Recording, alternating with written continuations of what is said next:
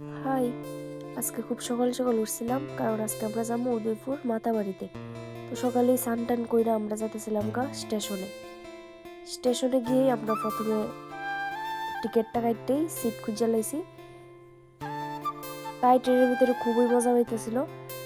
তারপরে গেলাম আমরা মন্দিরে গিয়া প্রথমে হাত মুখ ধুয়ে সেরা গেলাম ভোগ আনতে। ভোগ কিনে আমরা উঠতেছিলাম মায়ের মন্দিরে। আজকে অনেকটা বড় লাইন ছিল। মন্দিরটা আগের থেকে খুব সুন্দর করছে, আমার এই বাড়িটা খুবই ভালো লাগছে। ফাইনালি 1 ঘন্টা দাঁড়ানোর পরে মায়ের দর্শন করলাম। তারপরে এখানে ধূপকাঠি মোমবাতি জ্বালায় আমরা গেলাম দই ফুচকা খাইতে। দই ফুচকা খাইলাম, আইসক্রিম খাইলাম। তারপরে ট্রেন লেট হলে আমরা স্টেশনে কতটুকু টাইম পাস করতেছিলাম। ট্রেনে উঠে আমরা প্রথমে খাইলাম বিরিয়ানি আর মাংস, তারপরে খাইলাম বয়েল চানা, তারপরে 1 কাপ গরম গরম কফি।